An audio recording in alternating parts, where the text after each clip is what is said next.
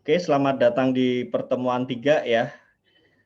Pada pagi ini kita akan membahas rantai ekonomi dari pemanfaatan sumber daya alam. Jadi ketika seseorang memanfaatkan sumber daya alam, seseorang itu memperoleh nilai manfaat ya.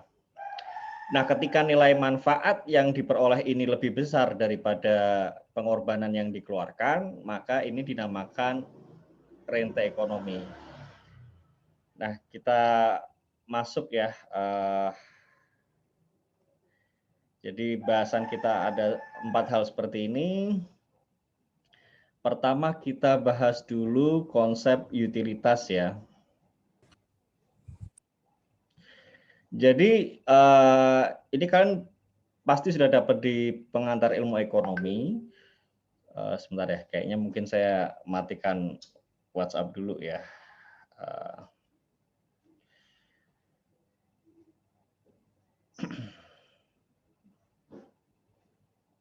Oke, WhatsApp udah mati. Oke. Jadi utilitas ini adalah besarnya kepuasan yang kita terima dari mengkonsumsi barang. Jadi kalau kalian mengkonsumsi barang, kalian memperoleh nilai manfaat ini memberikan kalian kepuasan atau kesejahteraan, maka nilai kepuasan tersebut disebut utilitas. Jadi ya utilitas itu bisa disebut kepuasan, bisa juga nilai manfaat. Nah, kalau marginal utility adalah tambahan kepuasan yang berasal dari mengkonsumsi satu barang berikutnya. Jadi kalau yang namanya total ini ya kalian bisa lihat totalnya. Kalau disebut marginal maka penambahan nilai atau penambahan kepuasan dari konsumsi satu unit barang berikutnya. Jadi ini naiknya 50, marginalnya ini marginalnya 40, ini marginalnya 32, ini marginalnya 28. Itu marginal. Nah, utilitas pada barang normal ini seperti ini ya. Jadi awalnya naiknya banyak, kemudian turun, kemudian turun, kemudian turun. Ini seperti kayak misalnya ya, kalian buka puasa di misalnya es teler 77, satu mangkok pertama mungkin terasa enak banget ya. Yang kedua mungkin sudah mulai terasa agak muak begitu. Nah, misalnya kemudian kalian ditawarin sama ownernya gitu, ini mangkok ketiga gratis, atau misalnya nih harga per mangkoknya 30.000 ya.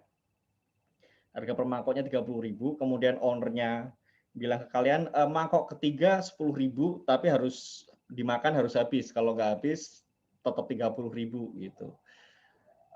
Bisa jadi kan sudah nggak mau bayar lagi gitu meskipun harga mangkok ketiga ini cuma 10.000 karena bagi kalian kalau kalian makan itu yang terjadi bisa-bisa malah kalian muntah begitu.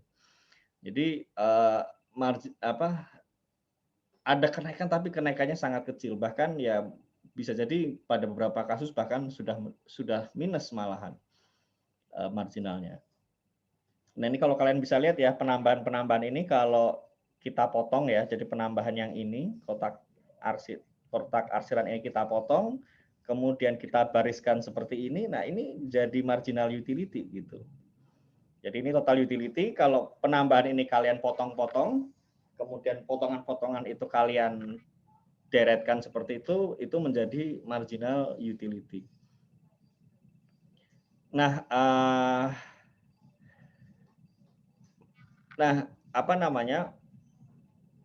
utilitas ini kan mengukur seberapa besar kepuasan yang diterima oleh konsumen ya. Nah, asumsi dalam ilmu ekonomi adalah konsumen ini rela mengeluarkan uang untuk mengkonsumsi barang maksimal sebesar kepuasan yang diterima. Jadi kalian mau membayarkan uang itu ya sebesar nilai manfaat yang kalian terima. Maka untuk mengukur nilai marginal utility, kalian bisa menilai seberapa besar konsumen rela membayar untuk konsumsi satu unit barang berikutnya. Ya seperti kasus tadi yang mie ayam es teler 77 misalnya kalian mungkin nggak mau makan satu mangkok lagi dengan harga 10.000 misalnya, ya kan bisa ditanya, emang kalian maunya bayar berapa gitu. Nah, itu sebabnya total utility ini menggambarkan akumulasi consumers willingness to pay, di mana kita akan memperoleh demand konsumen dari sana. Jadi poinnya adalah kalau kalian ingin mengukur berapa besar nilai manfaat ekonomi yang diterima oleh seseorang dari menggunakan sumber daya alam, kalian bisa mengukur willingness to pay-nya. Ya kan, ibaratnya gini, kalian nggak tahu nilai manfaat sumber daya alam bagi seseorang, tapi kalian tahu willingness to pay mereka berapa. Kalau kalian tahu willingness to pay mereka berapa, lah itulah nilai ekonomi, nilai manfaat ekonomi dari sumber daya alam tadi. Maksudnya tuh begitu. Nah, definisi willingness to pay adalah kesanggupan atau kemauan membayar untuk memperoleh suatu barang, dapat berupa uang, pengorbanan waktu, barang dalam bentuk barter atau tenaga kerja yang dicurahkan. Ukurannya kan bermacam-macam ya, maka untuk penyeragaman kita menggunakan satuan nilai mata uang atau nilai moneter. Nah, willingness to pay ini dipengaruhi oleh banyak faktor, misalnya preferensi, budaya, agama, dan lain-lain. Jadi willingness to pay ini ya berbeda-beda menurut orangnya. Ibaratnya ya tergantung selera. Ada yang mungkin lebih suka jalan-jalan ke pantai, ada yang lebih suka jalan-jalan ke gunung. Maka willingness to pay wisata pantai dan wisata gunung ini bisa berbeda-beda menurut masing-masing orang. Nah, sumber daya alam yang tidak ditransaksikan ditentukan oleh penilaian seseorang terhadap jasa lingkungan yang diperoleh. Maksudnya gini, nggak semua kan sumber daya alam itu diperdagangkan ya. Misalnya kalian jalan-jalan ke alun-alun kota. Ke alun-alun kotanya tuh kan kalian nggak bayar tiket ya. Nah, maka nilai manfaatnya kalian nggak bisa tentukan berdasarkan nilai pasar, tapi kalian bisa melakukan penilaian gitu melalui survei-survei. Nah, konsep willingness to pay ini seperti ini. Jadi ya kurang lebih sebenarnya adalah dilihat marginal utility-nya berapa, total utility-nya berapa. Nah, tapi ini ada perbedaan pada barang normal dengan barang publik. Ini adalah willingness to pay untuk barang publik ya. Jadi sederhananya gini deh, karena nanti detail terhadap jenis barang ini kan mungkin pertemuan depan atau pertemuan depannya lagi. Barang publik itu adalah kita pindah ke whiteboard ya ini ya. Oke, kalau kalian belum melihat whiteboard, kalian bilang ke saya.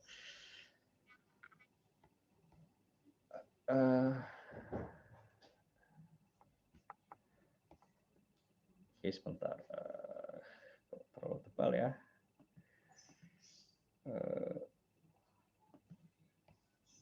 Oke. Barang normal kita bahas dulu ya. Barang normal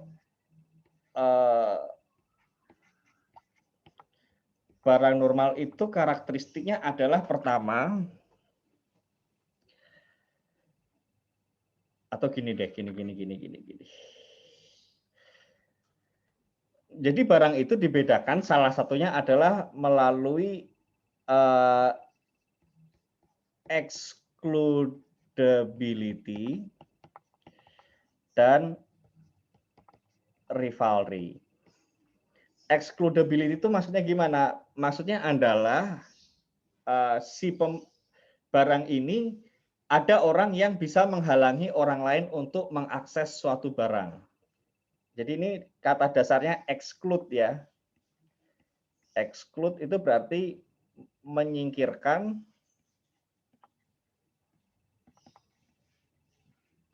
orang lain. Jadi misalnya kalian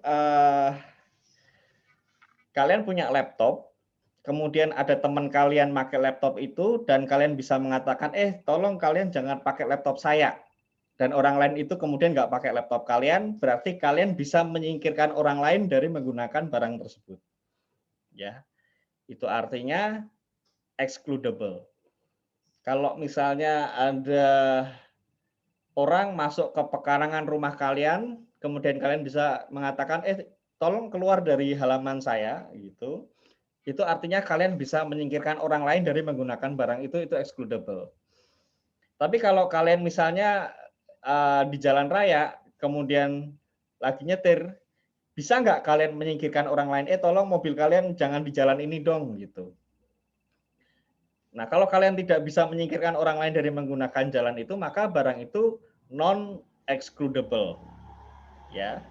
Atau misalnya kalian ada padang rumput yang siapapun boleh pakai, kemudian kalian nggak bisa melarang orang untuk menggunakan padang rumput tersebut, orang tersebut juga tidak bisa melarang kalian, ya ada siapapun yang bisa melarang, maka itu namanya non-excludable. Ya, jadi ini definisi kriteria pembeda pertama. Yang kedua adalah rivalry. Maksudnya apa? Kalau kalian konsumsi, maka barangnya habis.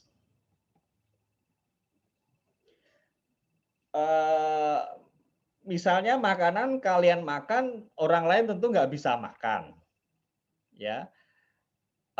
Atau misalnya kalian nyalain lilin, kan lilin itu lama-lama terbakar habis, kalau udah habis orang juga nggak bisa pakai. Maka barang-barang itu dinamakan barang-barang yang sifatnya rivalry. Kembali kepada rumput tadi, kalau rumputnya sudah dimakan oleh kambing kalian, maka kambing tetangga nggak bisa makan lagi karena sudah habis. Maka barang itu dinamakan rivalry. Nah, kalau barang itu tidak habis konsumsi, maka barang itu disebut non-rivalry. Contohnya adalah ya jalan raya tadi. Jalan raya, mobil dilewatin mobil, kalian ya jalan itu masih bisa dipakai orang lain, nggak habis. Barang apa lagi ya? Misalnya kalian jalan-jalan ke kebun raya Bogor, ya orang lain, kalian pulang, orang lain bisa pakai gitu. Kebun rayanya nggak habis. Maka itu non-rivalry. Nah, barang normal, sebentar ya. Oke. Nah, barang normal itu karakternya adalah excludable dan rivalry gitu. Iya, laptop bisa dipakai orang lain ya, tapi itu masuk barang normal sebenarnya. Jadi barang normal itu ya, iya ya. Gimana ya? Barang normal itu contohnya makanan ya. Makanan itu kalian bisa menyingkirkan orang lain dan juga orang lain setelah kalian pakai orang lain nggak bisa pakai. Tapi laptop itu juga masuk barang normal gitu. Meskipun laptop itu nggak habis kalian makan sih, tapi itu masuk barang normal. Rumah itu juga masuk barang normal. Ya, jadi intinya memang definisi rivalry itu konsumsi habis, tapi memang rada-rada ini ya, saya rada sulit juga ya. Tapi intinya gitu, intinya adalah barang normal ini adalah normalnya barang, kayak motor, kalian bisa menghalangi orang, rumah juga gitu.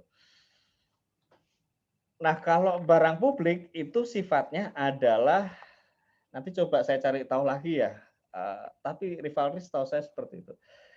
Nah, kalau barang publik ini adalah sifatnya non-excludable dan non-rivalry.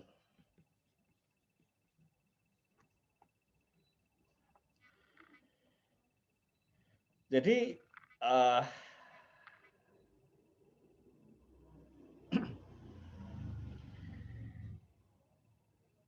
gini, barang publik sifatnya non-excludable dan non-rivalrous. Seperti misalnya ke alun-alun kota, maka siapapun bisa pakai dan barangnya itu nggak habis dipakai.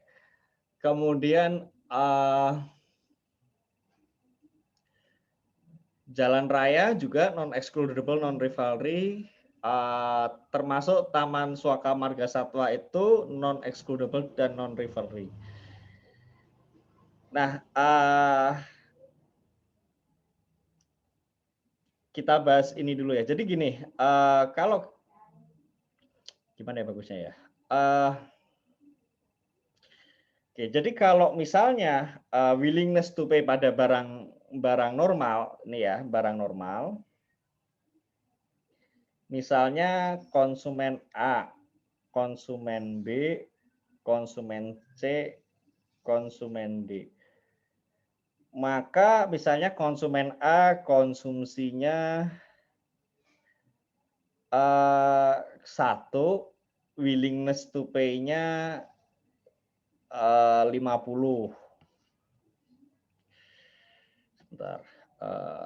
Sebentar ya. Biasanya slide-nya nggak gini sih. Saya cek dulu ya, sebentar ya.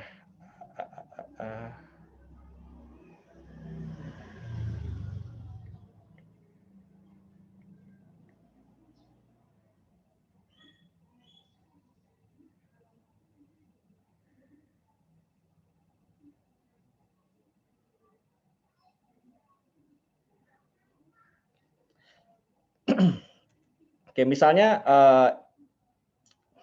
ini karena cuma 1, maka ini bisa kita sebut sebagai apa namanya, marginal utility ya. Konsumen A konsumsi 1 50, konsumen B 1 misalnya willingness to pay dia 60, konsumen D C 1 misalnya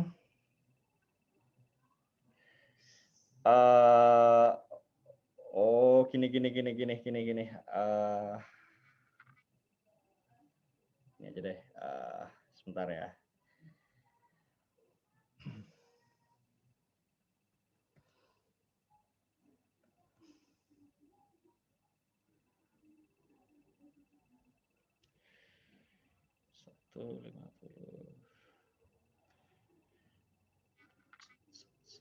Jadi misalnya gini, konsumen A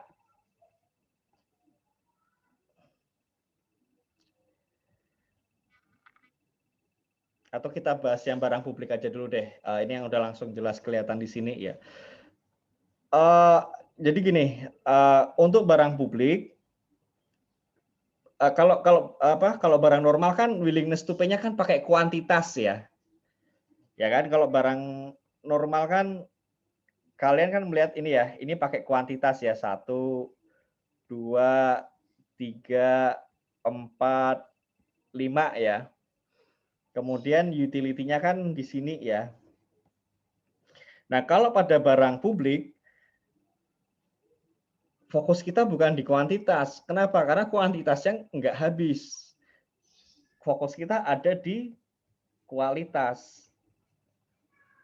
Nah, apakah programnya kualitasnya rendah? Apakah programnya kualitasnya sedang? Apakah kualitas programnya luas gitu. Nah, ingat ini rada hati-hati ya. Angka-angka ini adalah angka-angka marginal. Bukan angka total ya. Jadi misalnya individu A dia willingness to pay untuk program yang sifatnya rendah 100. Ya. Nah, kalau yang programnya sedang ini bukan 75 dia willingness to pay-nya. Tapi marginal dari rendah ke sedangnya 75. Sehingga nanti jumlah uang yang dia bayarkan itu 175. Ya. Jadi ingat, ini angka ini adalah angka-angka marginal utility ya. Ini bukan angka total. Jadi willingness to pay A untuk program yang sifatnya sedang itu bukan 75, marginalnya 75. Tapi total willingness to pay-nya adalah 175. Nah, kalau programnya luas, maka dia bersedia membayar tambahan sebesar 50. Jadi total yang bersedia dibayarkan oleh A itu adalah 100 tambah 75 tambah 50, maka kalau dia luas, yang bersedia dia bayarkan adalah 225. Ya. Jadi ini angka marginal nih, jangan sampai keliru. Nah, kalau individu B, orang kan seleranya masing-masing ya, dan willingness to pay itu juga dipengaruhi oleh daya beli. Jadi kalau orang penghasilannya tinggi, maka willingness to pay-nya juga tinggi karena uang yang dia miliki untuk membayar itu tinggi. Ya, jadi willingness to pay ini bukan uang pura-pura gitu. Tapi ya berdasarkan daya beli, realnya mereka tuh maksimal mau bayar berapa dengan penghasilan yang mereka miliki. Nah, yang B ini kalau rendah dia bersedia membayar 30. Kalau sedang maka dia bersedia untuk menambahkan 10. Jadi 40. Kalau luas dia bersedia nambah lagi 5, jadi 45. Ya. Kalau individu C, maka kalau rendah dia 50, kalau sedang dia bersedia menambah 30, kalau luas dia bersedia menambah 10. Maka total willingness to pay ketiganya itu adalah 180 kalau rendah, kalau sedang tambah 115, kalau luas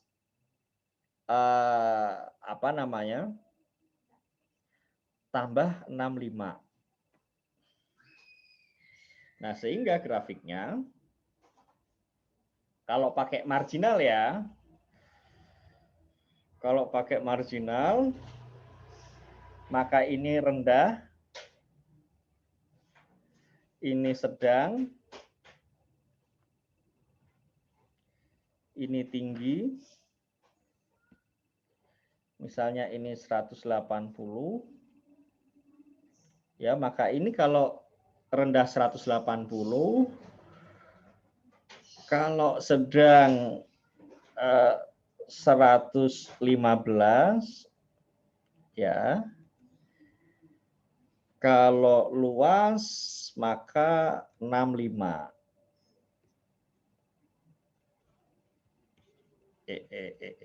Ini 65. Tapi ingat ini adalah grafik nggak lurus ya. Ini adalah grafik marginal utility-nya. Kalau total utility-nya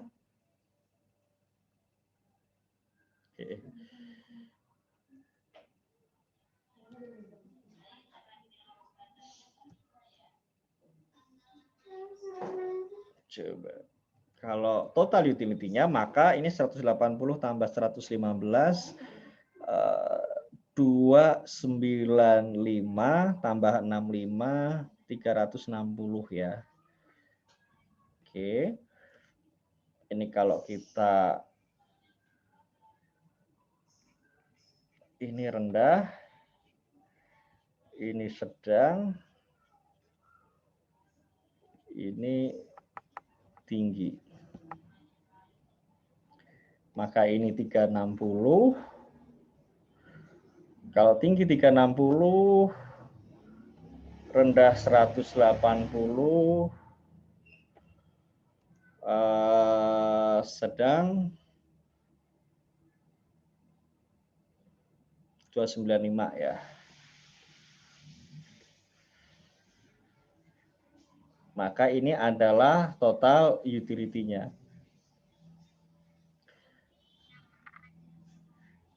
Ya. Jadi kurang lebih seperti itu. Itu kalau pada barang publik ya. Karena kalau misalnya kalian melihat, ya intinya kalau barang publik seperti itu. Jadi kita lebih bicara soal kualitas ya, bukan kuantitas ya. Oke, kita lanjut ya. Production possibilities frontier ya, atau batasan kemungkinan produksi. Jadi production possibilities frontier ini adalah batasan pilihan-pilihan manusia untuk memproduksi suatu barang. Jadi asumsinya pertama, sumber daya manusia sumber daya itu untuk memenuhi kebutuhan manusia yang sifatnya tidak terbatas. Sebentar. Oh, sorry. Asumsi pertama adalah sumber daya untuk memenuhi kebutuhan manusia ini sifatnya terbatas, sementara kebutuhannya sendiri tidak terbatas. Nah, production possibilities frontier ini menunjukkan seberapa besar batasan kemampuan manusia dalam memproduksi barang, di mana konsep diminishing return berlaku. Untuk menyederhanakan model, maka hanya menggunakan dua macam produk.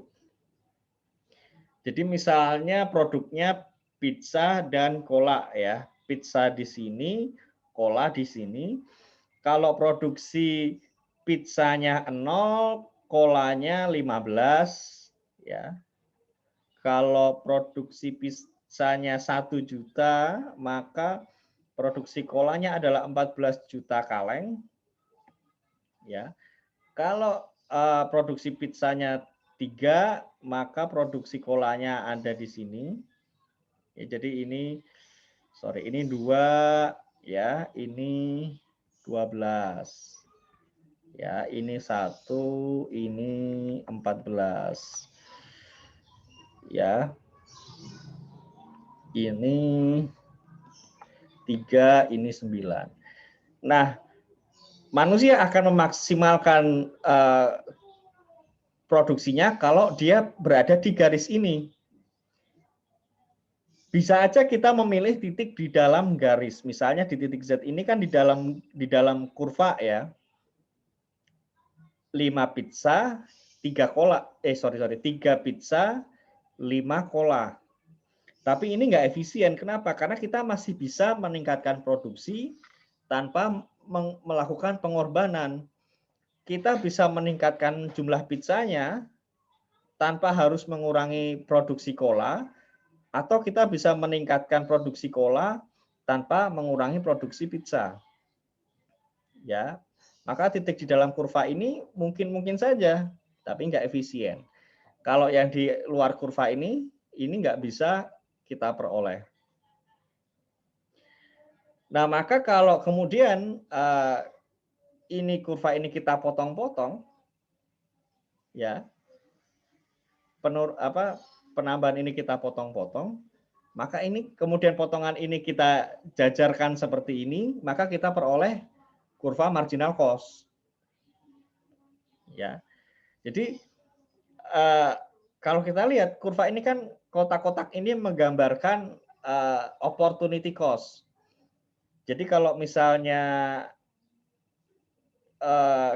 kita punya 15 pizza, 15 cola, tapi kita tidak punya pizza. Kalau kita mau memproduksi pizza 1, maka ya kalau kita mau memproduksi pizzanya 1, maka kita harus mengorbankan kolanya 1. 1 cola kita korbankan untuk memproduksi 1 pizza. Maka di titik ini opportunity cost dari memproduksi 1 pizza adalah 2 kaleng cola. Nah, di titik ini, di titik yang kedua, ya, kalau kita ingin memproduksi 1 pizza berikutnya, kita harus mengorbankan 2 kaleng cola. Maka opportunity cost untuk menghasilkan 1 kaleng cola yang Maka opportunity cost untuk menghasilkan 1 pizza yang kedua adalah 2 kaleng cola. Nah, di sini kalau kita mau menambah 1 unit pizza lagi, kaleng cola yang harus kita korbankan sebanyak 3 kaleng. Berikutnya, kalau nambah 1 lagi, ini 4 kaleng. 1 lagi 5 kaleng. Maka ini kalau kita potong-potong, kita jejarkan, kan ini kelihatan 1, ini 2 ya, tingginya 3, tingginya 4, ini tingginya 5. Ya, kelihatan ya. Jadi kalian potong-potong, itulah jadi kurva marginal cost. Karena kurva marginal cost ini menunjukkan opportunity cost dari memproduksi sebuah barang. Nah, dalam teori ekonomi ya, konsep fundamental adalah opportunity cost.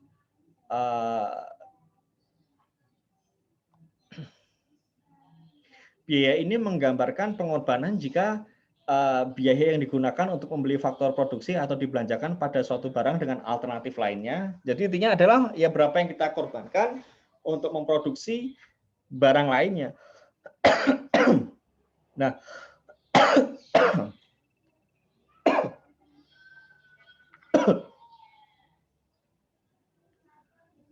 sebentar ya. Sebentar. Jaganya perlu.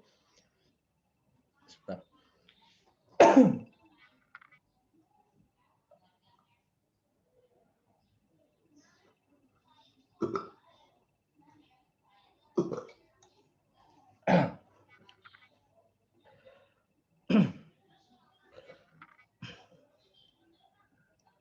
Nah, dalam konsep biaya yang digunakan adalah konsep marginal dan total.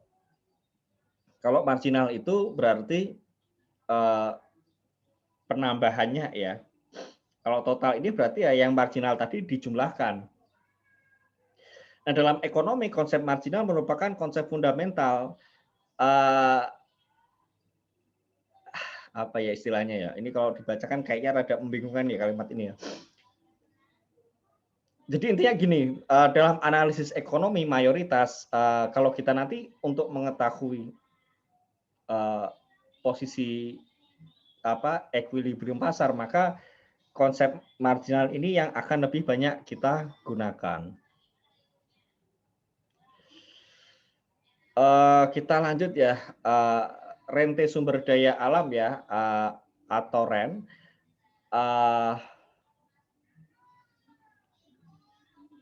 REN sumber daya alam atau rente sumber daya alam itu analog dengan yang namanya benefit, analog dengan yang namanya keuntungan atau profit yang dihasilkan oleh sumber daya alam tertentu.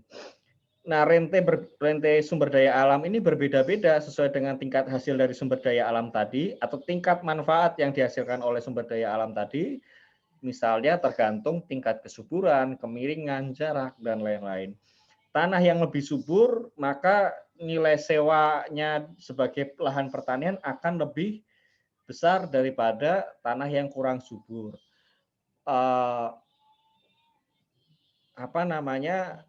Rumah-rumah kontrakan yang jaraknya dari kantor lebih dekat, maka nilai sewanya atau nilai rentnya akan lebih mahal daripada rumah-rumah yang jauh dari kantor.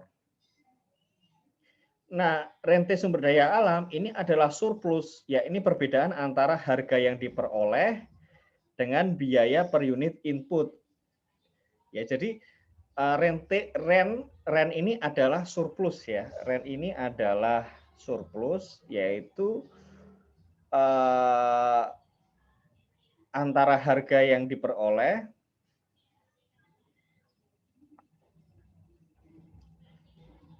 dikurangi dengan biaya gitu.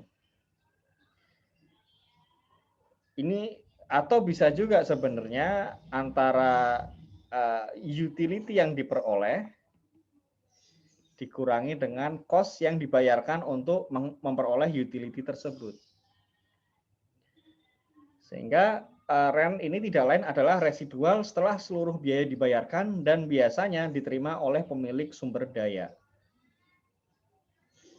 Nah, ini adalah rente Ricardian ya. Jadi kurva supply menggambarkan kurva biaya marginal dari ekstraksi, kurva biaya marginal di atas harga minimum ya.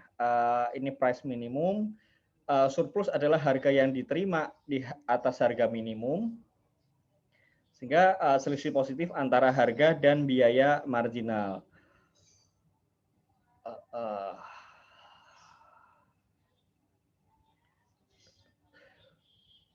Jadi kurang lebih rente Ricardian ya seperti ini ya. Kita lanjut. Sementara kalau rente ekonomi adalah pelaku usaha memperoleh surplus sebesar daerah ABEF. Intermarginal rent adalah keuntungan di atas keuntungan normal atau normal profit. Ini mungkin akan sedikit membingungkan ya kurva-kurva ini, tapi nanti akan kita bahas konsep yang lebih mudah untuk dipahami. Ini kita masuk ke sana ya. Jadi pertama kita mengukur renteng ekonomi, yang pertama ini adalah menggunakan pendekatan surplus ya, di mana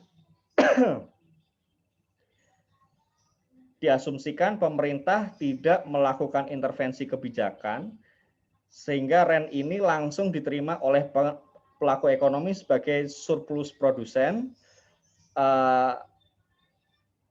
Resource rent adalah luas daerah yang dibatasi oleh kurva biaya dan harga. Oke, sebentar saya cek dulu. Nah, ini adalah resource rent dari sisi produsen ya. Apa namanya? Jadi gini, pendekatan surplus ini memang persepsinya ada macam-macam. Ada persepsinya kalau untuk rumus yang ini ya, PS ini adalah producer surplus. Nah, kenapa? Karena asumsinya pemilik sumber daya alam ini kan produsen ya. Maka yang memperoleh resource rent ini kan produsen. Ya. Maka resource rent ini adalah produser surplus.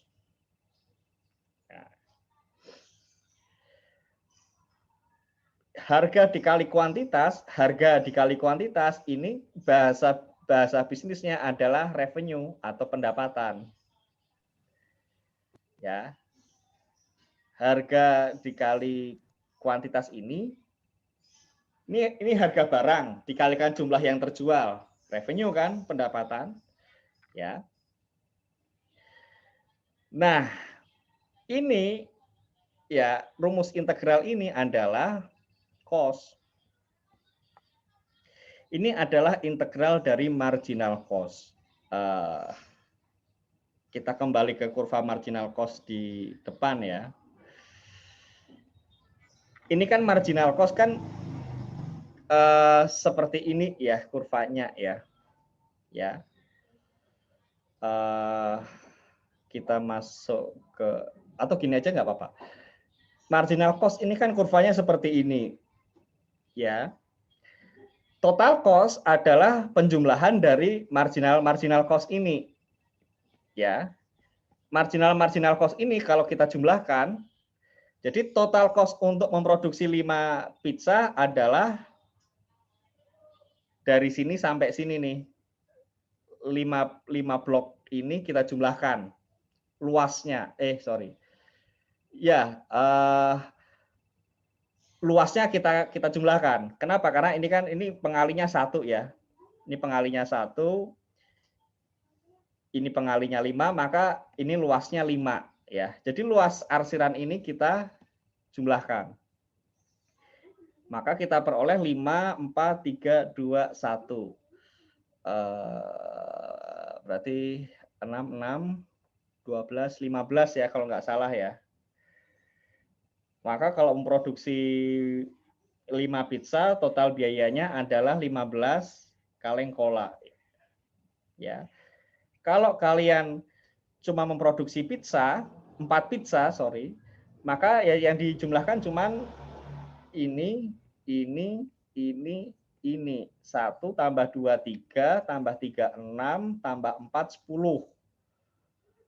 Maka total cost untuk memproduksi 4 pizza adalah 10. Ya. Gampang ya.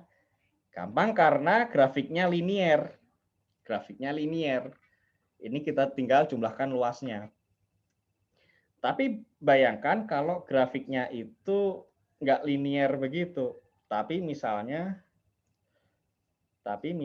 grafiknya adalah melengkung seperti ini. Ya.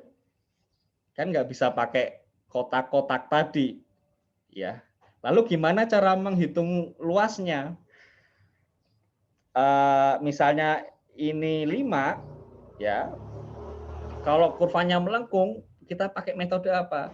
Kita pakai metode namanya integral. Misalnya ini fungsi, misalnya ini adalah marginal cost, maka integral dari rumus marginal cost tadi ini adalah sama dengan luas arsiran. Ya. Luas arsiran ini ngukurnya pakai integral. Maka integral marginal cost ini pada hakikatnya adalah total cost atau total biaya. Ya. Maka tapi tenang, kalian ujian nggak pakai integral. Meskipun banyak kalian dari kalian suka teknik ya, tapi saya minta maaf nggak ada integral di sini gitu. Mungkin kalian kecewa nggak jadi kuliah teknik ya. Ya saya minta maaf nih soalnya jadi terlalu mudah gitu. Tapi intinya adalah rumus ini adalah total revenue dan ini total cost. Ya. Udah gitu aja. Itu aja kalian pahami seperti itu. Ya. Oke, kita lanjut ke berikutnya. Nah, kalau persepsi yang ini kan persepsi bahwa sumber daya alam yang memiliki adalah produsen. Maka rent ini yang memiliki ya cuman produsen. Sehingga resource rent atau rente ekonomi dari sumber daya alam ini ya producer surplus. Tapi ada juga pendekatan yang menganggap bahwa ya yang beroleh surplus ini kan bukan hanya produsen tapi juga konsumen. Maka rent dari sumber daya alam ini cuman yang membedakan adalah mekanisme ekonomi memungkinkan seorang produsen memperoleh utility dengan uang yang lebih kecil. Maka resource rent ini seharusnya tidak melibatkan produsen tapi juga konsumen. Nah, ada pandangan seperti itu juga. Nah, maka consumer surplus kita masukkan di sini. Nah, intinya adalah consumer surplus itu terjadi ketika harga yang kita consumer surplus itu terjadi ketika manfaat yang kita peroleh lebih besar daripada harga yang kita bayarkan.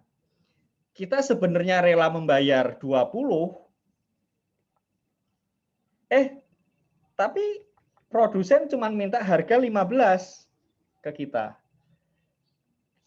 Ketika konsumsinya adalah 5, konsumen ini sebenarnya bersedia membayar 20 karena bagi mereka nilai manfaat yang diperoleh itu 20. Tapi ternyata harga yang harus mereka bayarkan cuma 15, sorry. Maka kan ada surplus dong 5. Ya. Di sisi lain, produsen sendiri sebenarnya dalam hati dibayar 10 aja sudah happy. Tapi, kok konsumen ngasih uangnya 15? Kan surplusnya 5. Maka 5 tambah 5, ya, maka di level 5 ini, konsumer surplusnya adalah 10. Tuh. Nah, tapi tentu kalau misalnya kita konsumsinya sampai 10 ini, maka kan consumer surplus ini sebesar luas arsiran. Karena ada orang yang sebenarnya rela membayar 22, cuman disuruh bayar 15, ada yang sebenarnya cuman rela bayar 17, cuman disuruh bayar 15 gitu. Ada produsen yang sebenarnya mau dibayar 6, dapat 15 gitu. Ada yang bersedia dibayar 8, dapatnya 15.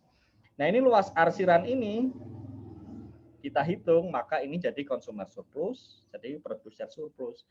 Total surplus adalah penjumlahan keduanya. Ya. Nah, kalau consumer surplus ini adalah total utility ya. Jadi ingat bahwa yang namanya integral itu menghitung luas yang berada di bawah sebuah kurva sampai dengan dia berpotongan dengan sumbu X. Maka rumus ini ya, rumus integral ini ya, ini menggambarkan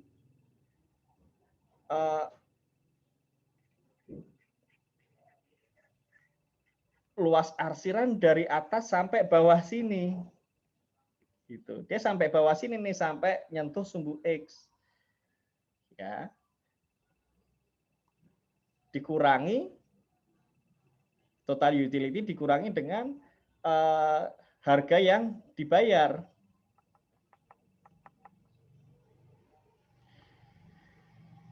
Jadi sebesar seluruh trapesium ini, atau kita bikin gambar baru aja ya.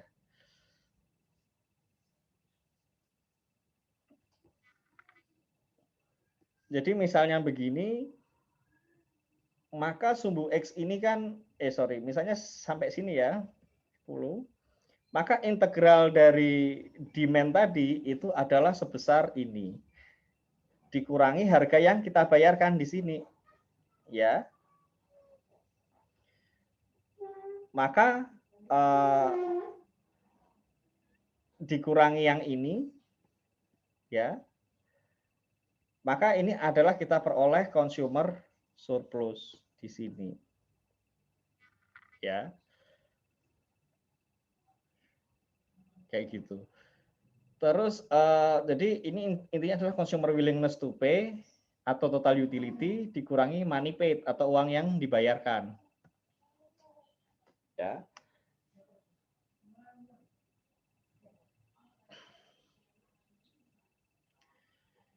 Jadi intinya seperti itu.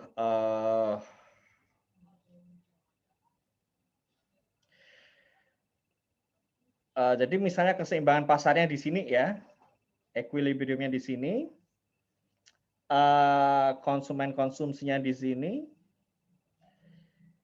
maka kelebihan keinginan membayar ini ditunjukkan oleh daerah segitiga P, E, dan A ini ya, segitiga ini, ya.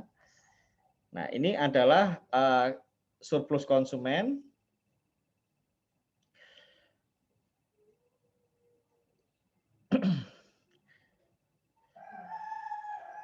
Surplus konsumen ini dapat digunakan untuk mengukur besarnya kehilangan loss. Oke. Nah, kalau misalnya terjadi pencemaran, misalnya ini terjadi pencemaran dan konsumen merasakan pencemaran tadi, ya. Kalau konsumen sendiri yang merasakan pencemaran tadi, maka outputnya akan berkurang ke XD karena demand masyarakat tentu akan berkurang ya. Maka ini akan meningkatkan harga output ke sini. Maka surplus konsumen sekarang berkurang dari yang semula segitiga ini menjadi hanya sebesar ini. Karena kalau ini harga yang dia bayarkan ini.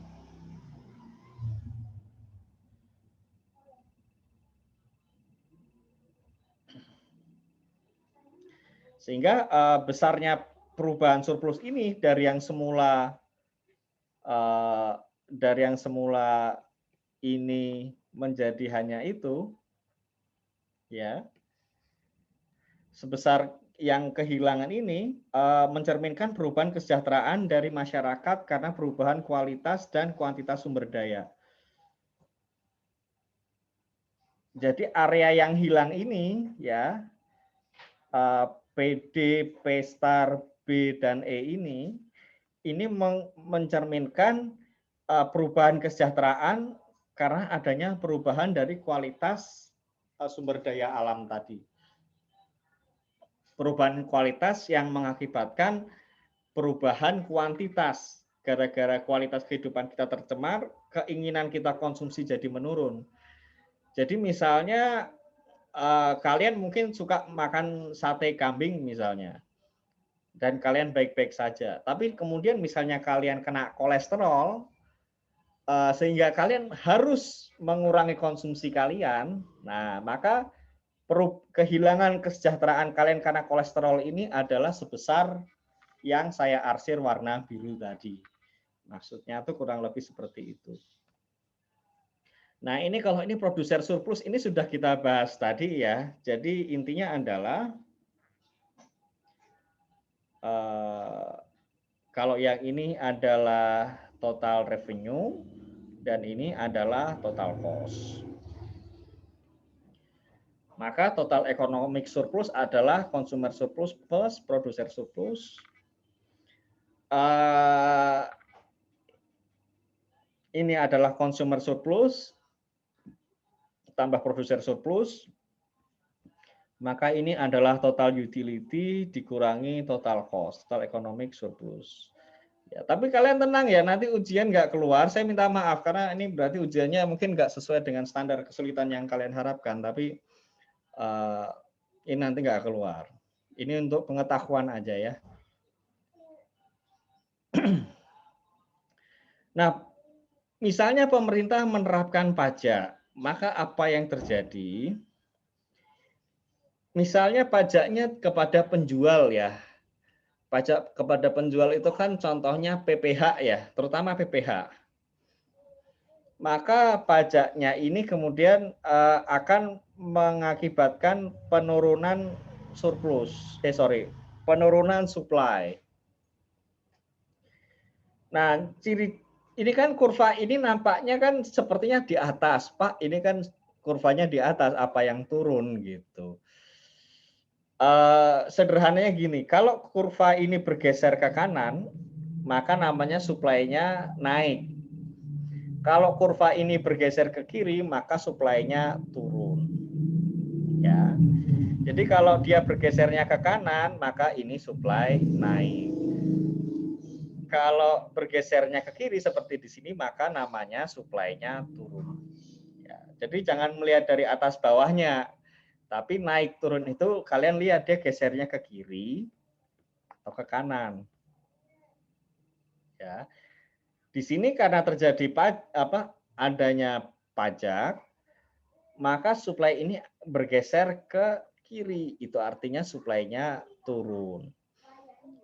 Maka karena supply-nya turun,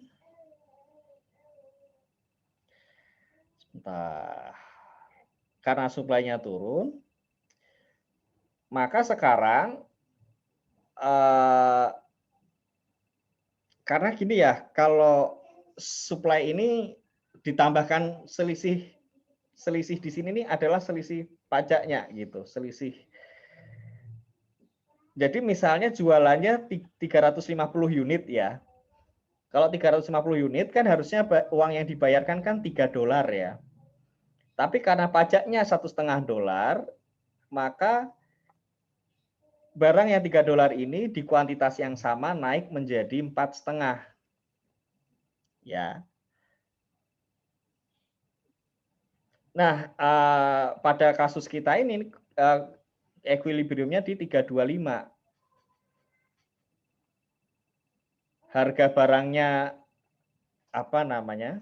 Sorry. Nah, kenapa equilibriumnya di 325? Karena ini kan bergesernya seperti ini ya.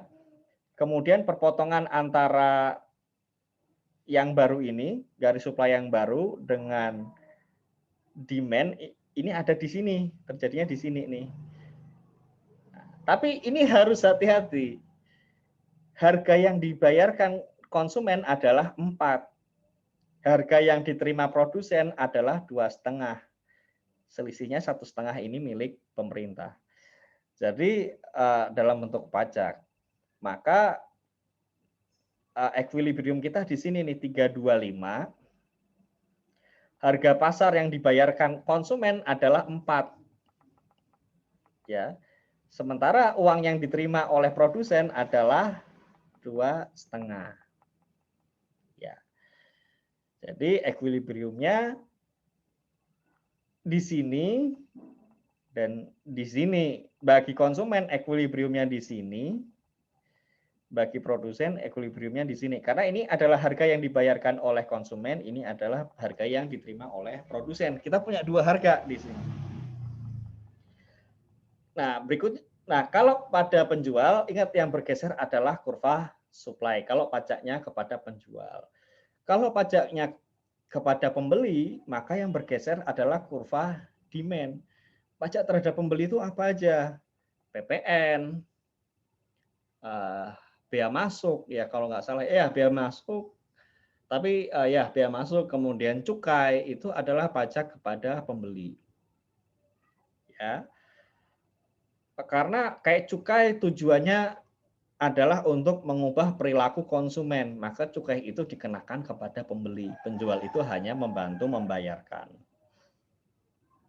Nah, misalnya pajak kepada pembeli, kita kenakan cukai,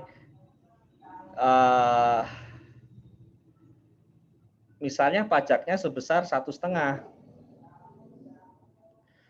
Tadinya kan equilibriumnya kan 350 ya di sini. Cuma karena kita kenakan pajak kepada pembeli, maka pajaknya turun, demand-nya turun. Kenapa demand-nya turun? Karena dia bergesernya ke kiri ya. Maka dia turun. Nah, pembeli itu kan maksimal di jumlah 350 dia bersedia membayar hanya $3. Ya. Di angka 350 konsumsi 350 dia maksimal bersedia membayar $3. Mau uang itu dia bayarkan kepada produsen kayak mau dia bayarkan kepada pemerintah kayak pokoknya maksimal uang dia mau keluarkan $3. Maka dia sebenarnya tetap $3 maksimal yang mau dia keluarkan. Tapi karena sekarang dipotong 1,5, maka di angka 350 uang yang bersedia dia bayarkan adalah 1,5 aja. Karena yang 1,5 nanti masuk ke kantong pemerintah, total $3. Maka demand-nya akan turun bergeser seperti ini. Ya. Nah, tentunya kan di level ini nggak ketemu dong. Produsen mau bayarnya 1,5, tapi di level ini produsen maunya terima uang ya $3. Maka nanti ketemunya di sini nih. Nah, di sini di level ini ya. Ini adalah titik ketemunya. Di level harga 325 ini konsumen akan membayar $4 ya. Jadi ini satu barisan ini nih kalian jadi satu kesatuan analisis ya. Kita punya dua titik equilibrium nih di sini. Ketemunya memang di sini ya. Kalau per grafik kita ketemunya di sini. Ya. Tapi ada dua harga. Produsen membayar $4, konsumen membayar $4, produsen menerima $2,5. Yang 1,5 jadi milik pemerintah lewat pajak. Ya. Jadi ini yang 2,5 ini masuk ke kantong produsen. Yang $4 di atas ini yang dibayarkan konsumen. Konsumen bayar 4, produsen terima 2,5, maka 1,5 ini masuk ke kantong pemerintah sebagai penerimaan pajak. Nah, ini kalian jangan sampai keliru kalau keluar di ujian. Ya, ada dua harga di sini karena ada pajak.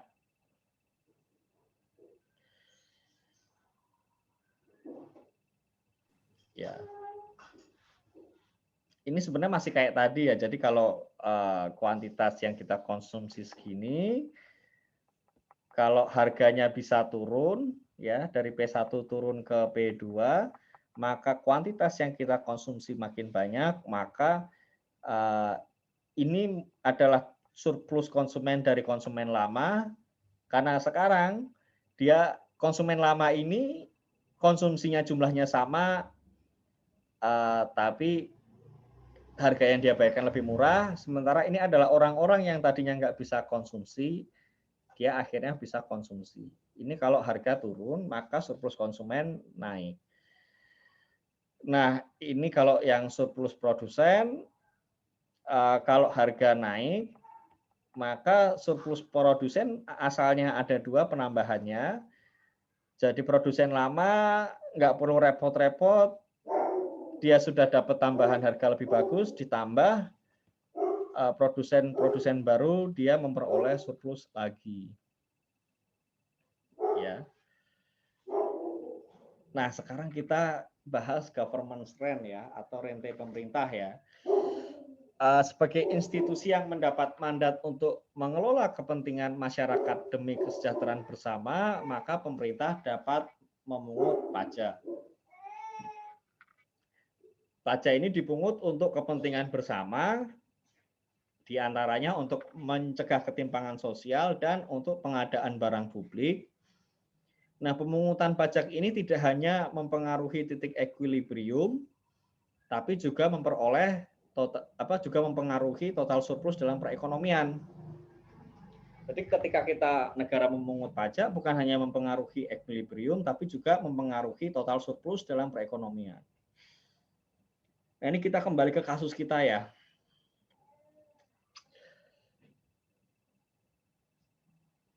Jadi kan kalau tanpa pajak, equilibrium kita kan di sini. Maka jumlah barang yang bisa diproduksi adalah 5.000 MP3 player. Ya. Dengan harga 200. Itu artinya ada 5.000 orang yang bisa mengkonsumsi MP3 player. Diasumsikan tentu satu orang satu. Nah, karena ada pajak, maka equilibriumnya bergeser ke sini, ya. Ada dua harga di sini. Maka jumlah yang dibayarkan sekarang adalah maka jumlah yang diproduksi sekarang adalah 4.000, bukan lagi 5.000 tapi 4.000. Itu artinya ada 1.000 orang yang tadinya bisa mengkonsumsi barang tersebut, akhirnya mereka harus tidak bisa mengkonsumsi barang tadi. Ada 1.000 orang yang kehilangan kesejahteraannya. Maka inilah yang dinamakan deadweight loss ini. Deadweight loss ini adalah deadweight loss ini adalah surplus yang hilang karena adanya orang-orang yang tadinya bisa konsumsi tapi tidak jadi bisa konsumsi.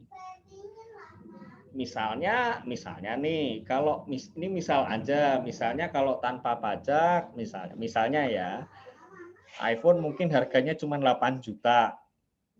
Bisa jadi kalian sekarang sanggup pakai iPhone, tapi karena ada pajak sehingga harganya mungkin belasan juta, bahkan mungkin bisa menyentuh 20-an juta gitu. Kemudian akibatnya kalian nggak jadi beli iPhone tadi, akhirnya kalian mungkin pakai Samsung yang mana gitu. Nah, maka kalau kalian termasuk orang-orang yang harusnya bisa beli iPhone, kemudian jadi pakai misalnya Samsung A51 atau A7 berapa gitu, maka kalian adalah manusia-manusia deadweight loss ini, yang tadinya harusnya bisa konsumsi, tapi tidak jadi bisa konsumsi gara-gara adanya penerapan pajak. Nah, ini contoh pendekatan surplus ya.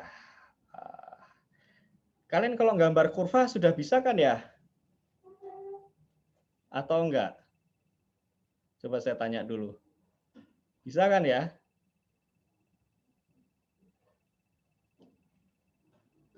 Bisa enggak? Saya asumsikan bisa ya. Kalau nggak bisa kalian bilang aja. Karena kan harusnya sih sudah bisa gitu. Tapi kalau kalian belum bisa, bilang aja, nanti kita bahas lagi deh gitu. Kalau nggak berani, ya oke ya.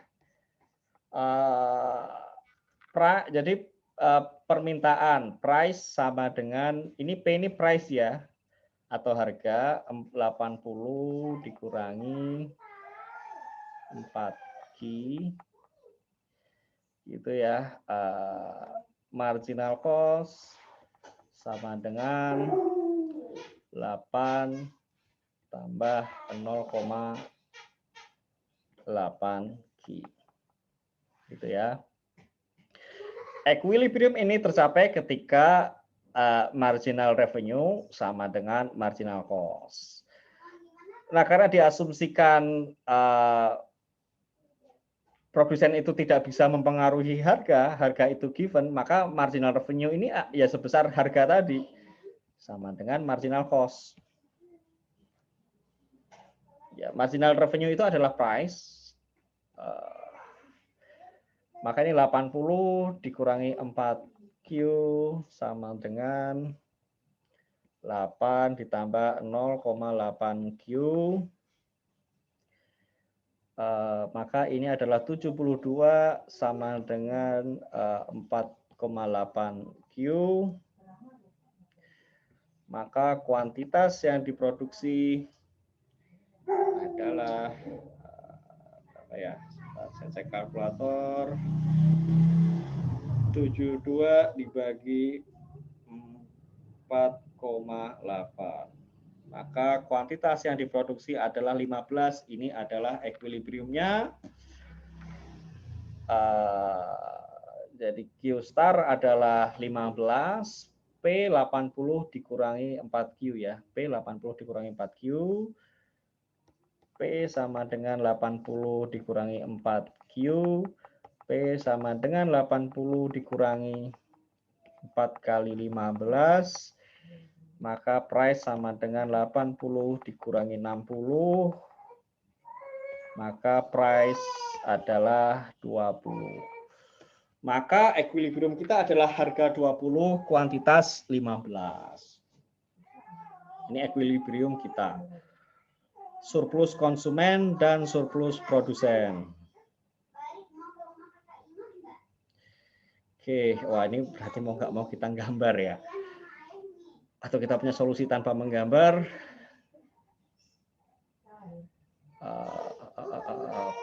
Sebentar, saya pikirkan solusi tanpa menggambar. Kuantitas 0. Oh.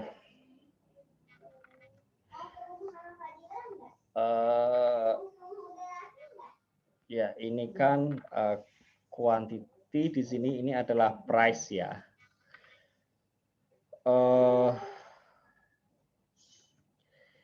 Oke, kalau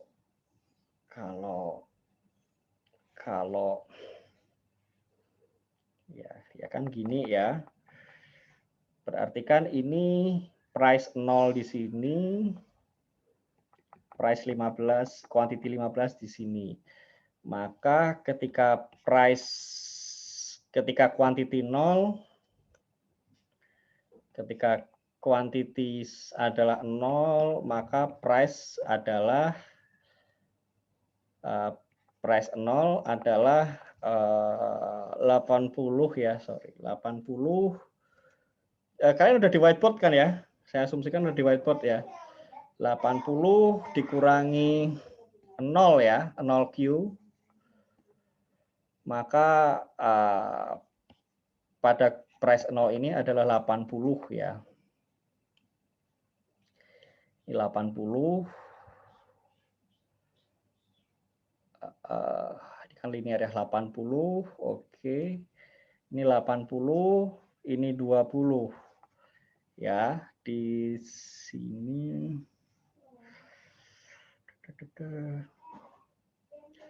Oke. Pada quantity 0 ya, sorry.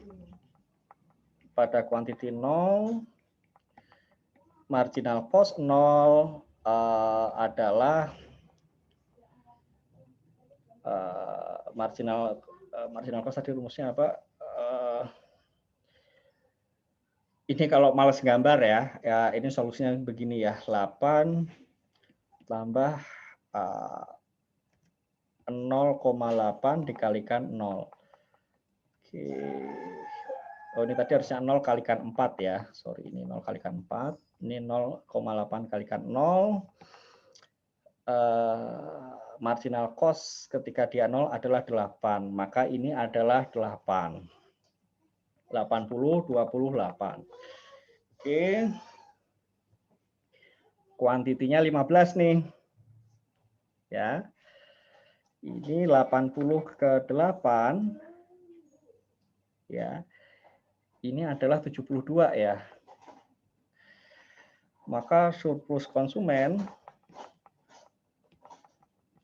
luas segitiga kan? luas segitiga ini kan. Rumus surplus ini kan luas setengah kali alas kali tinggi, ya kan? Setengah, alasnya 15, tingginya 72 ya. Maka setengah kali 72 ini adalah 36. 36 dikalikan 15, kita peroleh angka 540. Maka ini adalah total surplus. Oh, kita diminta surplus konsumen, surplus produsen ya. Oke. Kalau begitu consumer surplus adalah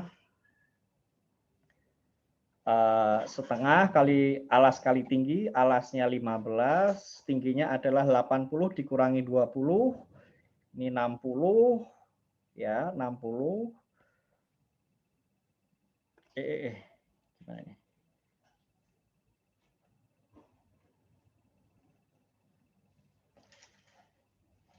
Ya, ini 30, maka ini 450.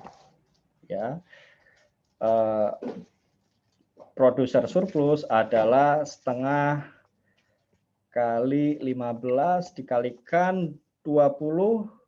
Ini kenapa lagi nih?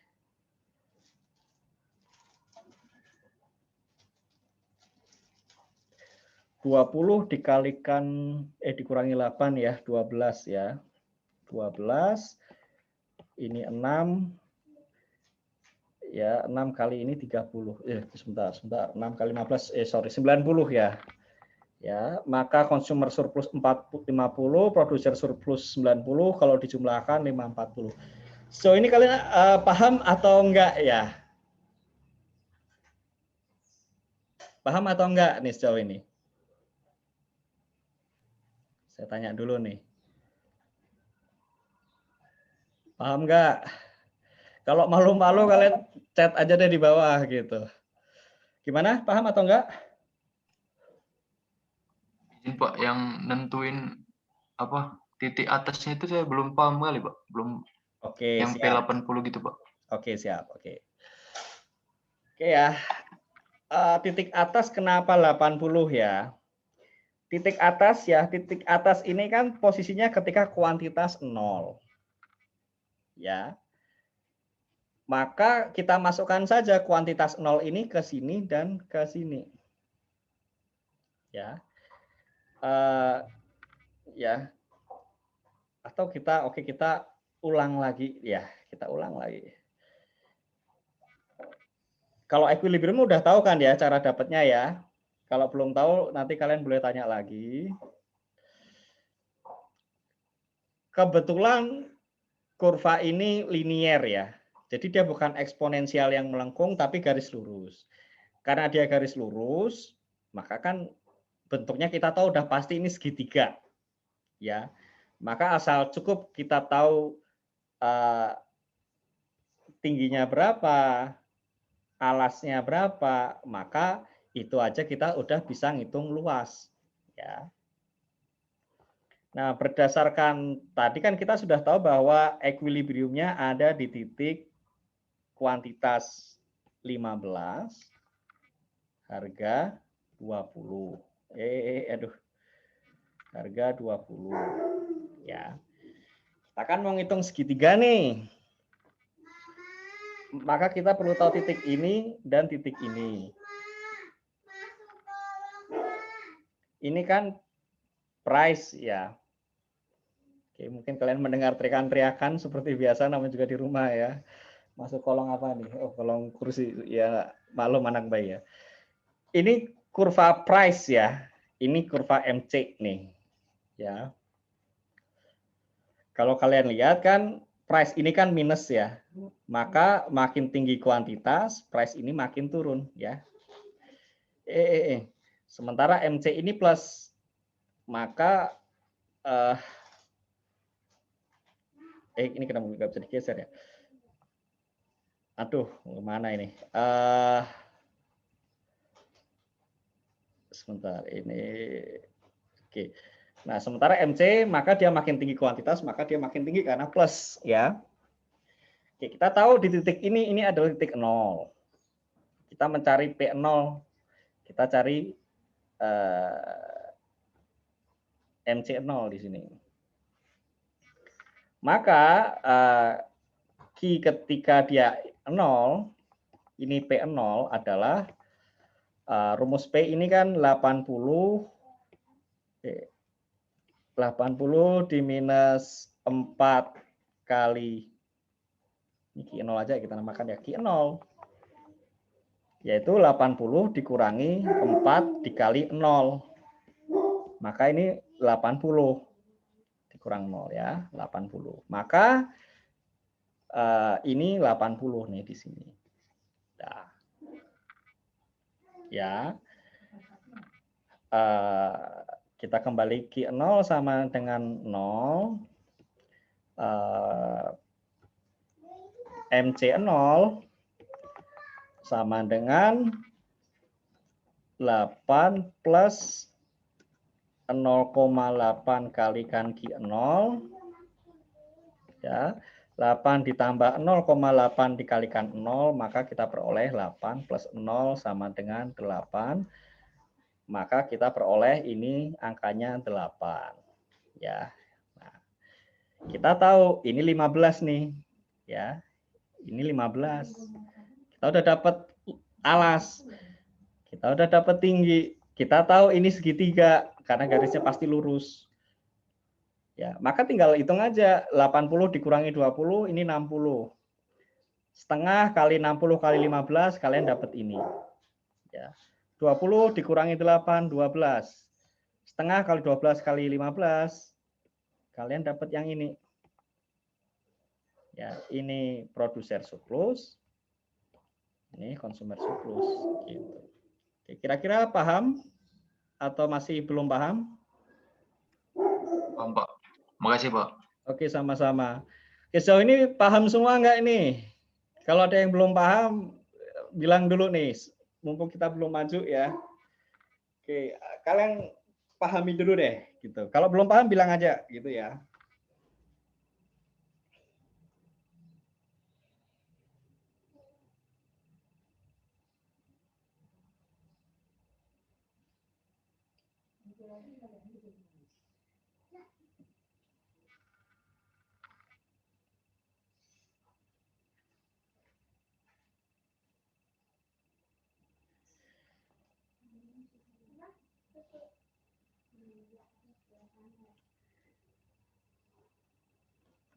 Oke,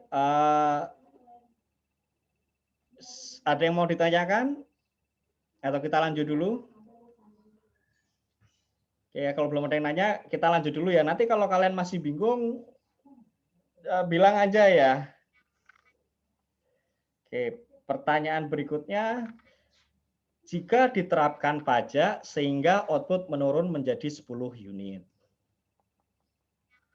Ya. Sekarang posisinya kan di sini. Sorry ya, kita gambar dulu deh biar gampang ya.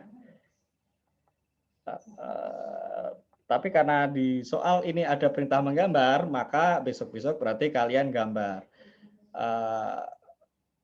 Kalau kalian nanti masih bingung cara gambar, kalian bilang aja ya. Karena saya asumsikan sih seharusnya udah bisa, tapi kadang mungkin kalian lupa. Nanya lagi boleh. Ini kan tadi harga 80 ya, ini price, ini quantity, ini 20 ya, ini 8 ya, betul begitu kan ya. Price 20. Oh ya betul. Oke. Nah, sekarang produksinya nih 10 nih. Ya. Nah, sekarang kita cari, ini kan P ya. Ini kan MC ya. Ya. Nah, P ketika dia 10,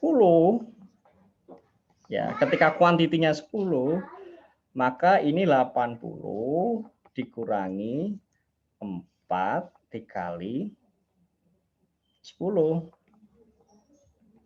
80 dikurangi 40, maka ini adalah 40 ya. Ini adalah 40. Ya.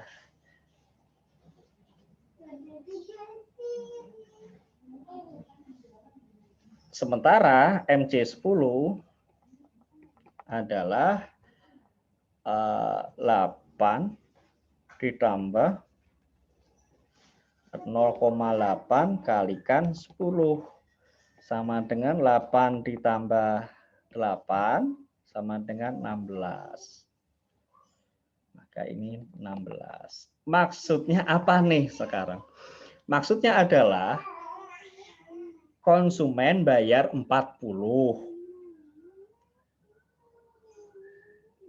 Produsen terima uangnya cuma 16. Itu artinya selisihnya atau 24 ini masuk ke pemerintah dalam bentuk pajak. Ya. Jadi P10 ini menunjukkan harga yang dibayar konsumen, yaitu 40. Tapi uang yang masuk ke produsen cuma 16 dari 40 itu. Yang 24 dipungut dalam bentuk pajak oleh pemerintah. Nah, sekarang pembagian rentenya ya. Maka untuk surplus konsumen di sini nih ya. Ini 20, ini 10. Kalikan setengah. Berarti surplus consumer surplus sama dengan 100. Ya. Ya, consumer surplus adalah setengah kali selisih harga ini, willingness to pay dia ini ya segitiga ini ya, area ini 80 dikurangi 80 ya dikurangi 40 ya dikalikan 10 ya. Itu consumer surplus. Producer surplus itu di sini nih. 16 ke 8 selisihnya 8. Jumlahnya 10. Setengah kali 8 kali 10 ya. Setengah kali 80 maka 40 ya. Maka producer surplus adalah 40. Ya. Nah, area yang ini adalah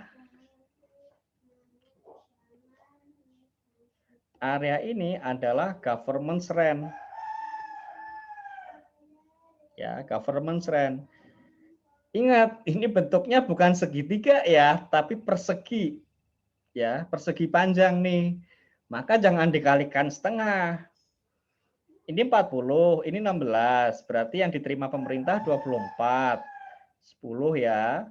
Maka government rent-nya adalah 240. Atau penerimaan pajaknya itu 240 gitu loh maksudnya.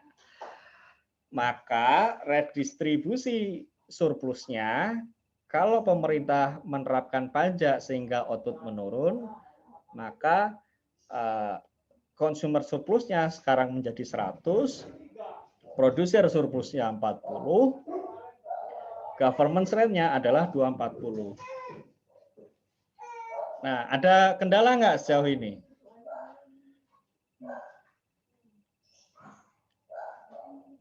Oke, kalau kalian masih bingung tanya aja ya.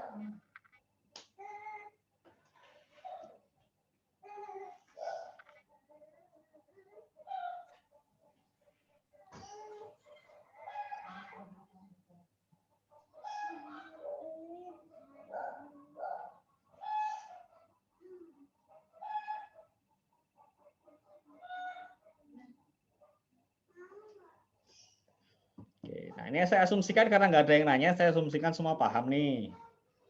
Misalnya pertanyaannya berapa dead weight loss-nya, maka kita tinggal hitung aja. consumer surplus kan tambah producer surplus, tambah government rent, ini kan 100 tambah 40 tambah 240 ya, kalau nggak salah tadi ya. Ya, 100 tambah 40 tambah 240 ya.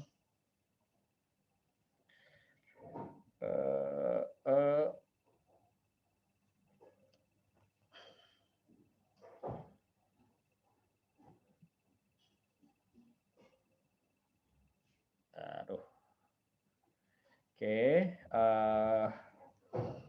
sama dengan 380. Ya, ini adalah total surplus yang kedua nih. Ya, atau kita ya oke lah 2 lah ya. Sementara total surplus market equilibrium tadi kan 540. Maka kalau kalian ditanya dead weight loss, maka ini adalah total surplus yang ini dikurangi total surplus 2, 540 dikurangi 380, maka ini 160 ya. Maka dead weight loss-nya adalah 160. Ya. Oke ya, mudah ya kayaknya ya. Oke, cuma ngitung-ngitung luas ya. Kalau kalian masih bingung silahkan tanya aja ya.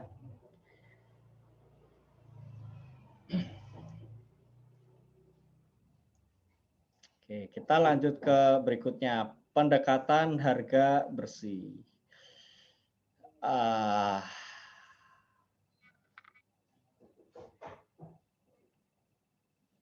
Oke.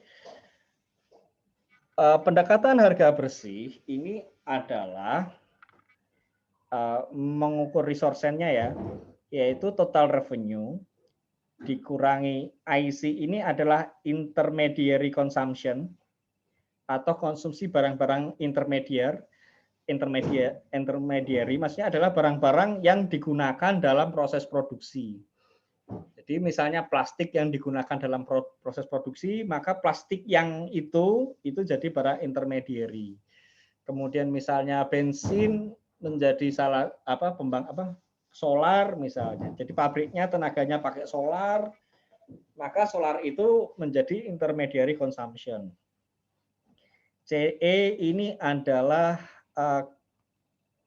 employee compensation CE ini adalah compensation of employee ya, pembayaran tenaga kerja. Jadi compensation of employee, kompensasi untuk tenaga kerja atau bahasa lainnya sebenarnya gaji. Nah, CFC ini adalah consumption of fixed capital. Consumption of fixed capital atau barang modal, konsumsi atas barang modal atau bahasa lainnya adalah depresiasi. Ya. NP ini adalah normal profit, di mana normal profit ini adalah rent atau rate of interest kalikan capital. Maksudnya adalah kalian punya uang yang bisa kalian belikan barang modal. Tapi dari alih-alih kalian belikan barang modal, kalian investasikan kemudian dapat return. Nah, R ini berarti ini bunganya ya. Jadi ini bunganya ya. Bunga kalikan modal kan ya bunga, pendapatan bunga. Modal kalikan return ya berarti pendapatan investasi gitu. Ya. Maka resource rent ini adalah total revenue ditambahkan komponen dikurangi komponen-komponen ini. Nah, ini kalau kalian mau berpikir ya, atau kita pindah ke sini, kalau kita mau bedah ulang rumus ini. Rumus ini kan resource rent sama dengan total revenue dikurangi IC ya. IC plus CE plus CFC ya plus NP ya. Ini CE ya. Aduh, ini memang parah sekali tulisan saya, bentar ya. Saya perbaiki deh. IC ya plus CE plus CFC plus NP ya. Ini kalau kita bongkar ulang, maka ini menjadi resource rent TR di minus IC plus CE plus CFC minus normal profit ya, atau ini resource rent sama dengan total revenue dikurangi total cost dikurangi normal profit ya. Nah, ya betul ya, oke. Nah, maka ini kalau kita lihat, maka ini sebenarnya adalah profit. Ya, maka ini kalau kita lihat, maka ini sebenarnya resource rent ini adalah profit dikurangi normal profit. Itu loh sebenarnya maksudnya. Jadi resource rent ini adalah sebesar selisih antara profit yang kalian terima dikurangi normal profit. Kalau misalnya, di mana normal profit ini adalah normalnya investasi. Jadi misalnya, return on investment misalnya nih rata-rata misalnya 8%. Ya, 8% nih dari modal. Kemudian modalnya misalnya 100. Maka normal profit kalian adalah 80. Nah, kalau kemudian kalian pakai untuk usaha di bidang sumber daya alam, kemudian profit dari usahanya itu menggunakan modal yang sama 100 ya, kalian dapat 80, maka resource rate-nya sama dengan 0. Karena ternyata kalian mengusahakan kerja sama kalian masukkan aja ke investment dalam portofolio keuangan, toh dapatnya sama aja. Maka itu resource rent 0. Tapi misalnya return on investment-nya kan 8% ya, berarti normal profit 80. Ternyata kalian dapat keuntungannya 120, maka resource rate-nya adalah 40. Ya. Nah, kalian harus ingat ya, return 88% ini kan dapat dari kayak semacam rata-rata industri ya. Ini 8% ini kan tergantung portofolio kalian di mana. Nah, kayak misalnya IHSG itu kan menunjukkan return-nya adalah rata-rata perusahaan yang ada di industri tadi. Nah, maka R ini ibaratnya kayak benchmark rata-rata orang tahun itu keuntungannya 8%. Normalnya keuntungan orang-orang di tahun itu 8%. Kalau kalian punya modal 100, 8%, 8% ini bukan 80 ya, sorry ya, 8 ya. Ini berarti 12 ya. Maka ini 4. Ya, maka profit kalian dibandingkan dengan normalnya profit pada tahun itu. Oke ya, kalian kalau ada yang kurang paham, ini sudah cukup paham atau masih bingung? Silahkan ya, kalau mau bertanya silahkan. Izin tanya Pak. Ya. Saya masih bingung Pak soal bagian yang atas itu plus NP itu Pak. Kok Ya. bisa jadi negatif ya Pak? Negatif, Nah, ini kan Pak, dalam kurung.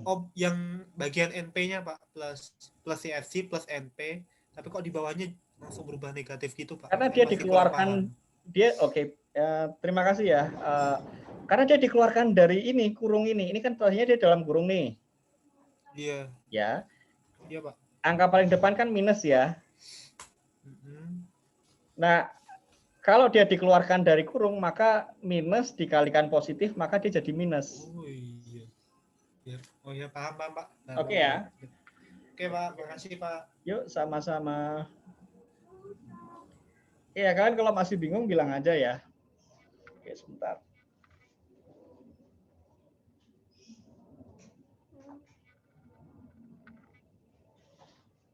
Oke, kalau kalian masih bingung tanya aja. Oke, kalau nggak bingung kita lanjut dulu. Izin bertanya, Pak. Oke, silakan. Pak, ini kalau yang untuk yang tadi normal profitnya itu apa itu untuk usaha yang sama atau usaha yang berbeda, Pak? Ya, jadi memang idealnya tentu normal profit ini adalah untuk usaha yang sama. Cuma karena ini kita berusaha mengukur rente ekonomi sumber daya alam ini dibandingkan dengan rata-rata industri gitu loh, rata-rata, maka normal profitnya kita pakai return on investment, berapa 8% kah atau 9%, karena rata-rata return ini kan menggambarkan rata-rata usaha di tahun itu berapa. Nah, kalau perusahaan, kan ada perusahaan yang apes ya, misalnya mungkin pas waktu tahun itu minyak bumi lagi anjlok atau batu bara lagi anjlok, ya sehingga kadang bahkan rugi, maka rente ekonominya kan minus ya. Mengelola sumber daya alam itu ternyata tidak memberikan manfaat ekonomi gitu. Maka itu sebabnya untuk yang kasus ini normal profit ini kita bandingkan terhadap rata-rata industri pada tahun tersebut untuk menunjukkan bahwa pada tahun ini mengelola sumber daya alam ini menguntungkan atau merugikan begitu. Gimana? Kira-kira paham? Oh, berarti untuk normal profit itu rata-rata untuk industri secara umum ya, Pak. Tapi untuk bidang yang satu dulu ya, Pak. Nah, jadi ini tergantung apa tujuan kita mengukur. Kalau kita berusaha mengukur performa satu perusahaan dibandingkan perusahaan lain, maka seringkali kita menggunakan perusahaan dari industri yang sejenis. Tapi kalau kita sedang mengukur suatu sumber daya alam terhadap ekonomi secara rata-rata, maka normal profit ini adalah normal profit rata-rata di sebuah negara pada tahun tertentu. Gitu. Gimana? Nangkep nggak? Ya, Pak, sudah nangkep, Pak. Terima kasih, Pak. Ya. Jadi ingat, pengukuran itu didasarkan atas tujuannya. Tujuan kalian apa dulu nih? Kinerja apa yang mau diukur? Apakah kinerja sebuah perusahaan terhadap perusahaan yang lain? Ataukah kinerja pengelolaan sebuah sumber daya alam terhadap ekonomi nasional secara keseluruhan? Maka ini memang yang rada trikinya di sana. Dipahami dulu tujuan pengukurannya apa. Kita lanjut ya. Nah, ini rada-rada tricky nih. Gimana saya menjelaskannya? Keragaan finansial dan keragaan ekonomi.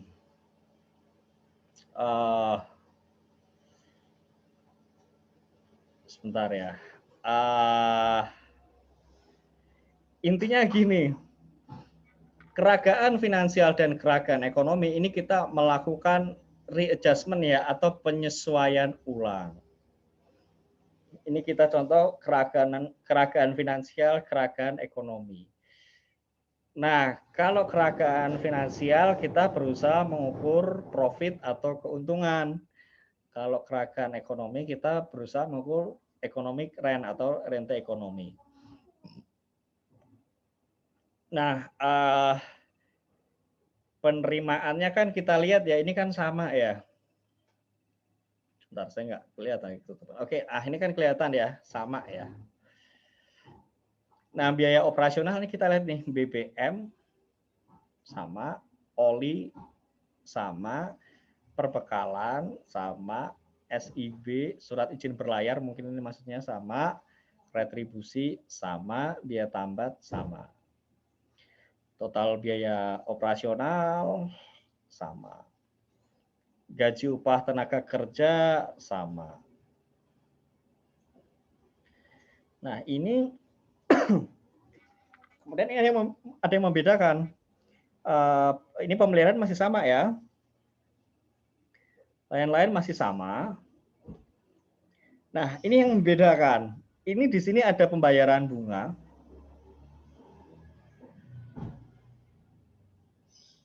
Nah, ini pembayaran bunga ini, sebentar ya, kita coba dulu. Ini sebenarnya kayaknya typo ya. Di sini harusnya tetap ada pembayaran bunga. Jadi bunga ini tetap masuk di sini 50. Tapi kemudian kita minus nih, pembayaran atas bunganya kita minus. Kemudian ini ada depresiasi lingkungan ya. Sehingga total biaya ekonomi tetap sekian, rente ekonomi sekian. Jadi ini harusnya pembayaran bunga ini tetap ada di sini. Ini tetap ada di sini ya. Kemudian kita kurangkan. Kenapa kok seperti itu? Karena bunga ini kan tidak mempengaruhi economic rent. Dia hanya memindahkan rent. Maksudnya gimana? Bunga ini bukanlah, kalau bagi perusahaan adalah biaya untuk menghasilkan barang atau jasa. Ya kan? Itu kalau pada pada perusahaan ya. Bunga itu adalah biaya yang dikeluarkan untuk memproduksi, untuk mengolah sumber daya alam tadi. Tapi kalau dari sudut pandang keragaman ekonomi, bunga itu bukan biaya, tapi cuman memindahkan. Rent yang 50 ini bukan biaya, tapi dipindahkan. Ini adalah rent yang dinikmati oleh bank. Makanya bunga ini harusnya tetap ada di sini, kemudian kita hapus di sini, kita minus 50.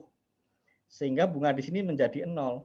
Karena bunga ini bukan merupakan biaya dari sudut pandang ekonomi. Tapi kita hanya memindahkan rentnya saja yang dari perusahaan kita geser ke bank. Ini hanya memindahkan rent saja gitu. Itu sebabnya kenapa bunga ini kita minuskan di sini. Tapi ini harusnya tetap ada di atas supaya dia jadi 0. Nah, itu keragaman ekonomi. Ini depresiasi adalah depresiasi lingkungan. Ketika kita berusaha, kita membuang limbah, ada nilai manfaat atas alam yang rusak dan mengalami depresiasi. Ya. Sejauh ini cukup paham atau bingung?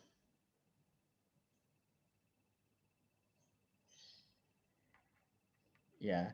Jadi misalnya pajak ini kenapa disebut transfer payment ya? Kenapa ini disebut sebagai transfer payment? Karena ini sebenarnya cuma mentransfer rentnya saja.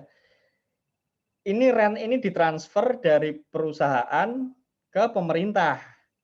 Kalau bunga dari perusahaan ke bank. Jadi ini transfer payment, ini cuma memindahkan. Ya, gitu loh. Jadi kalau dalam analisis finansial ini dihitung sebagai biaya, maka dalam keragaman ekonomi ini tidak dihitung sebagai biaya, kita nolkan. Makanya di sini kita minuskan 50 untuk menolkan yang di atas. Karena pada hakikatnya bunga itu bukan biaya, melainkan rent yang dinikmati oleh bank. Misalnya ini perusahaan bayar pajak, ya maka kan keuntungannya kan akan semakin turun ya. Misalnya maka profitnya akan menjadi, saya salah mencet apa nih. Oke, maka profitnya menjadi 246 sekian misalnya. Maka pajak yang nilainya 100-an tadi itu bukan, kalau dalam ini keragaman finansial, ini laporan keuangan gitu loh. Dalam laporan keuangan dia dianggap menjadi beban pajak yang mengurangi keuntungan perusahaan. Tapi dalam keragaman ekonomi dia tidak dianggap biaya, tapi hanya transfer payment, transfer rent dari perusahaan ke pemerintah. Ya. Jadi ini kalian yang harus hati-hati. Kalau harga bayangan ini karena ada kadang harga pasar tidak mencerminkan harga yang sesungguhnya. Ya, karena ada efek dari eksternalitas. Cuma nanti eksternalitas nanti ada momennya, nanti kita bahas di belakang. Ya. Nah, manfaat sosial ini kan kalau keuangan tidak dihitung ya. Jadi misalnya ada sekolah swasta buka sebuah sekolah gitu. Kemudian gara-gara sekolah swasta itu buka, ekonomi di sekitarnya kemudian tumbuh. Maka laporan keuangan kan cuma menceritakan nilai manfaat ya laba dari pengelolaan sekolah tadi. Sementara ekonomi yang muncul di sekitar sekolah kan tidak dihitung dalam analisis kita, dalam analisis finansial. Tapi sebenarnya kalau dalam analisis ekonomi maka ini masuk dalam hitungan manfaat. Nah, kurang lebih kayak gitu ya maksudnya. Nah, kita lanjut ya. Nah, pemanfaatan sumber daya alam secara intertemporal ya, atau melibatkan antar waktu ya. Karena seringkali analisisnya lebih dari 1 tahun. Jadi masalah utama dalam pemanfaatan SDA, terutama yang tak terbarukan, adalah bagaimana mengelola sumber daya alam yang ada secara efisien untuk masa penggunaan yang melebihi 1 periode. Sederhananya gini, kalau jadi sumber daya alam tak terbarukan kan adanya cuma itu aja gitu. Kalau sudah dikeruk maka dia tidak akan kembali. Kalau kita mengeruknya sedikit-sedikit, maka kan suplai di pasar kan sedikit. Sehingga kalau mengeruknya sedikit-sedikit harganya lebih mahal. Ya kan? Total revenue-nya tentu kalau kita hitung-hitung akan lebih menguntungkan kalau sedikit-sedikit. Ya. Tapi permasalahannya adalah kalau kita ngeruknya banyak, oke memang harganya lebih rendah. Tapi kan uangnya sudah kita terima sekarang, bisa kita investasikan. Kalau kita investasikan, kita dapat untung, return on investment. Return on investment ini maka akan meningkatkan keuntungan perusahaan. Nah, maka di sini ada kayak trade off. Kalau kita sedikit-sedikit, maka kita harga lebih mahal, tapi nggak dapat return on investment. Kalau ngeruknya rada banyak, rada cepat, harga lebih rendah, tapi kita bisa dapat return on investment. Maka ada dilema di sini. Nah, ini adalah maksud dari keseluruhan slide kita ini. Nah, jadi perlu analisis antar waktu kapan seberapa banyak kira-kira kita akan mengeksploitasi sumber daya alam tersebut. Nah, ini kalau kalian udah dapat manajemen keuangan, maka tentu kalian masih ingat ya, seper 1 plus R pangkat N ini menggambarkan apa namanya,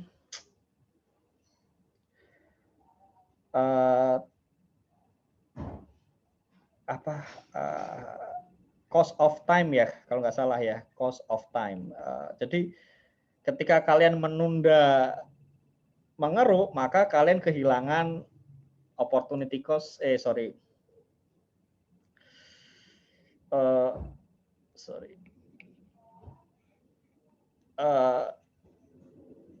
Jadi ini adalah rumus untuk present value-nya, di mana R ini menggambarkan opportunity cost. Jadi kalau kalian menunda mengeruk, maka sebesar return on investment ini kalian lewatkan begitu. Nanti mungkin tengah semester kedua mungkin ya. Saya rada-rada lupa. Nah, lebih lanjut ini akan kita bahas di belakang. Oke, itu aja ya untuk pembahasan materi. Kita lanjut ke sesi tanya jawab. Untuk sesi tanya jawab ini rekaman saya akhiri ya.